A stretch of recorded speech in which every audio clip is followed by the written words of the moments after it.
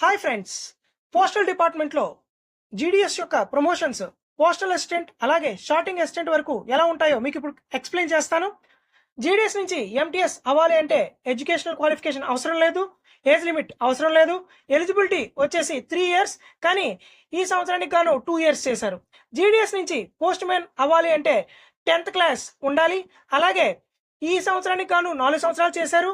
Previous వరకు 5 years వరకు ఉండేది. కంప్యూటర్ నాలెడ్జ్ ఉండాలి, అలాగే 2 వీలర్ లైసెన్స్ ఉండాలి, అలాగే ఏజ్ అనేది 50 సంవత్సరాల లోపల ఉండాలి.